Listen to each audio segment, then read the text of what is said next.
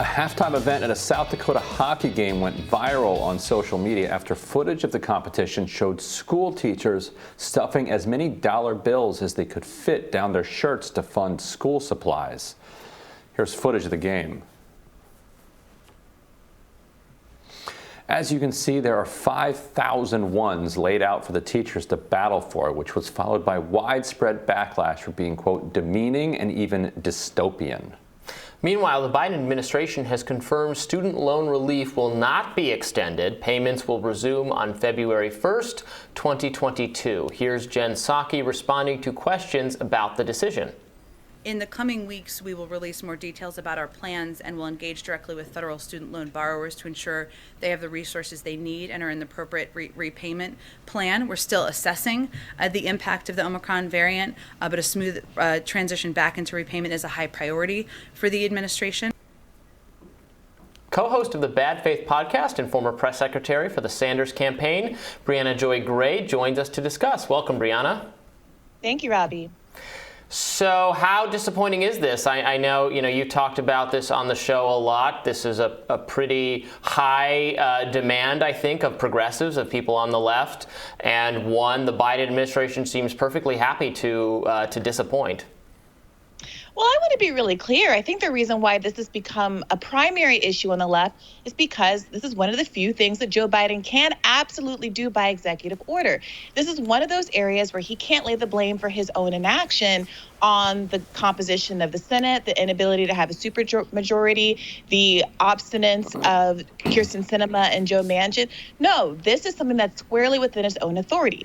Donald Trump used this same executive authority to put the pause on student loan payments. And now Joe Biden has the exact same ability to either continue those student loan abatements or to permanently cancel all student debt, or to his own campaign promise, cancel at least $10,000 of student debt. And instead, during a midterm election year, when the COVID pandemic is still in full swing and people are suffering the economic effects of said pandemic, he is choosing to be the one to turn student debt back on when Donald Trump was the one to turn student debt off. And it seems that Democrats are either ignorant of or indifferent to the political consequences of that action, not to mention the moral consequences of it.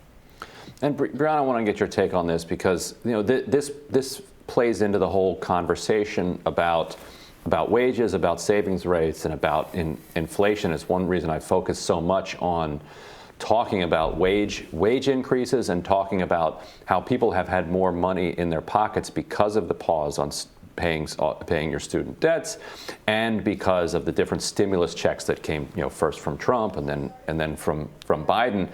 But the media's focus and now voters' focus has been on the spending side, on the inflation side. People very angry about gas prices going up, grocery prices going up, about the 5-6% year-over-year inflation that we've seen.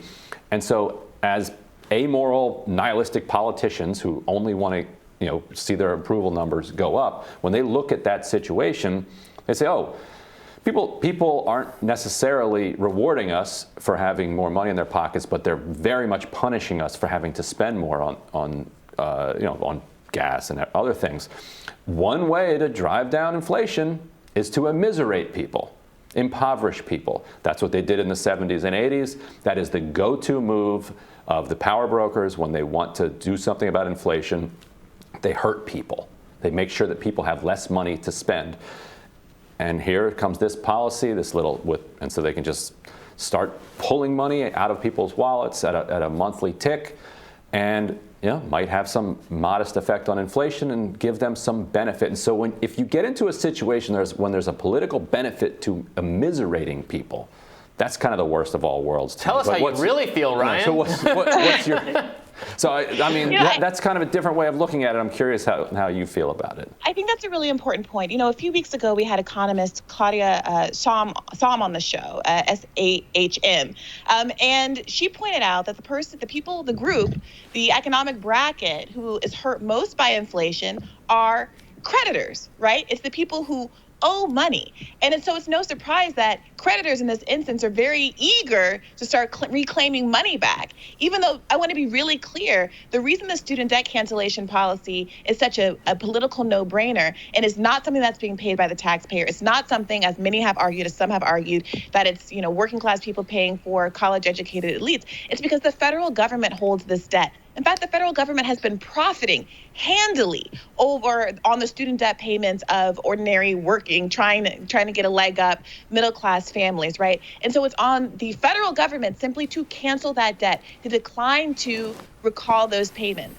And instead, it is deciding it's going to continue to seek out middle class voters as a revenue source at the very same time that Joe Biden is more than happy to hold out people who earn $400,000 a year as middle class and say, oh, I'm absolutely not going to raise taxes on this cohort, but I'm completely fine with pulling $1,000, $2,000, $3,000 a month from kids who just wanted to go to college so they could potentially become, public interest lawyers, teachers, social workers, all these kinds of jobs that require you to get an advanced degree, but don't actually pay especially high incomes. Those people are going to have to go back to the bank and start making these recurring payments in the middle of this tragedy. And you see those very teachers that were crawling around on the ground at the beginning of this segment, Hunger Games style, are the exact same cohort that is being asked to go ahead and repay their loans, because those teachers absolutely were required to get college degrees to take those jobs. Isn't the okay? So to attempt to portray the other side of this, or where someone who doesn't quite share the enthusiasm for this policy you two have. Absolutely, it should be easier to become a teacher. You shouldn't need 80 trillion advanced degrees and 10 years of college debt to become a teacher. You just need one, Robbie. You just need a 4-year degree, sometimes a master's. But those 4-year degrees, even from not especially prestigious institutions, are extremely expensive. Even state schools are extremely expensive. People have tried to frame this as an issue of elite colleges, but 0.3% of all college graduates in America go to Ivy League schools. Many of those people become teachers and public servants, by the way. But never mind.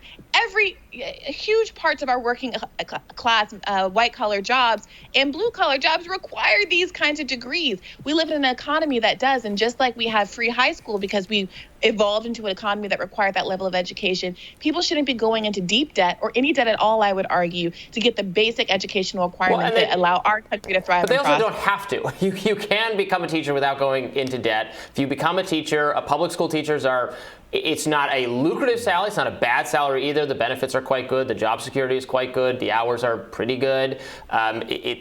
Education spending is, despite what we just saw in that ridiculous video, right? The federal government is literally giving every school district $4,000 per student right now for COVID relief payment. Schools have the cash. They're not laying off teachers. They can pay teachers more even if they want to right now. Money is not the education problem. I get that the debt is a separate issue, but our teachers are generally they're not starving in terms of their wages. They're just not. Robbie, you have to go to college to become a teacher.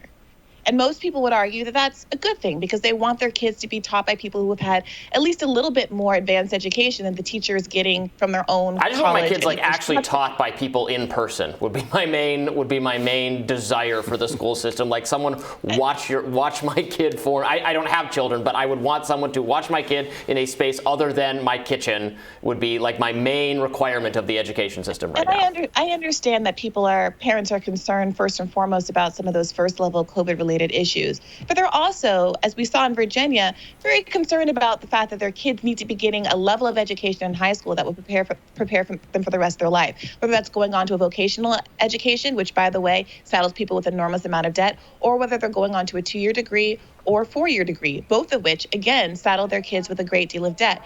And teachers absolutely are required to get a college degree, the same as social workers and other professions that require master's degrees additionally. And the fact of the matter is, teacher salaries are low.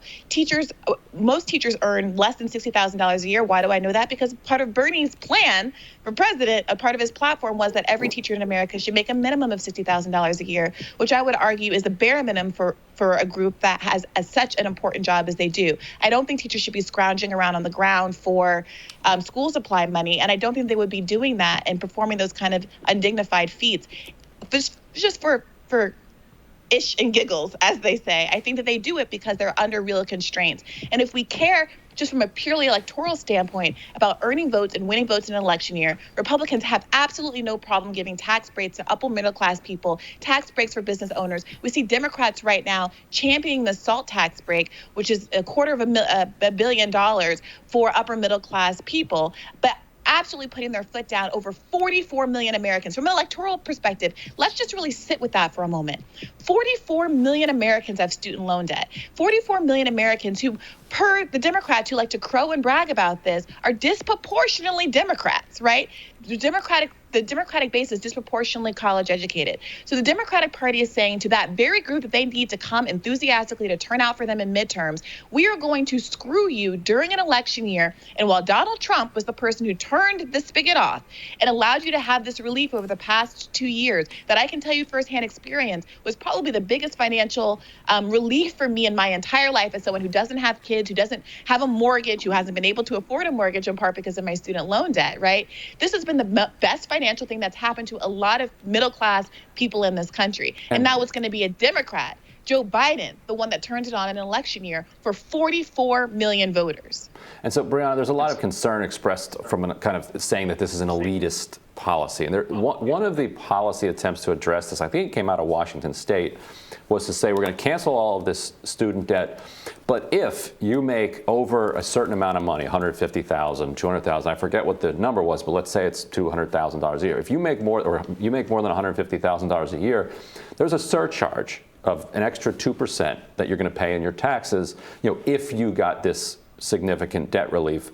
And to me, that actually seems fine. Like, as a society, we canceled your debt. You're now doing very well. You put back in, and that way, it doesn't seem like you're just doing some massive giveaway for the rich. So, as somebody who's one of the most outspoken full Jubilee proponents, does something like that feel okay to you?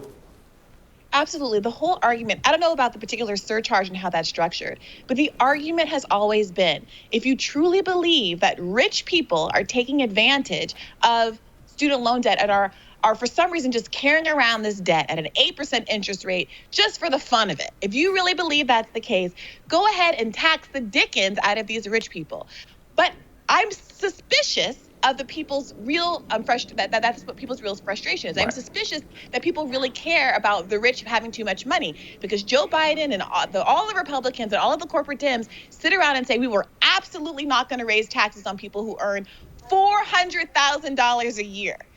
$400,000 a year, but suddenly everyone is very eager to raise taxes on the 26-year-old doctor who earns $150,000 a year. And I think it's worth pointing out that inconsistency. Now, I think, again, it would be perfectly appropriate to tax people more who are in a higher tax break. I think that's how we should pay for all of these social programs that I advocate for on the left.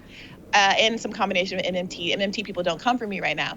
But at the end of the day, I think absolutely we should have a wealth tax and be raising taxes an enormous amount on not people who make $200,000 a year or even necessarily $400,000 a year, but the 1%, the 6 families who own more wealth than the bottom 50% of Americans, the people, 9 billionaires that have been created during the COVID crisis, the enormous, 38% of wealth that during the course of this crisis have gone to the top 1% of earners, even as Amazon workers are being killed through the negligence of their employers because they wouldn't let them go home during a tornado because, gosh, golly darn it, it's Christmas season and they got to get to holiday packing. That's the country we're living in. So I don't think that the focus should be on taxing and punishing teachers and physical therapists and doctors and people who had to go and get vocational degrees to get by, when Bezos is out there shooting people to the moon while his workers are literally being killed in the Midwest.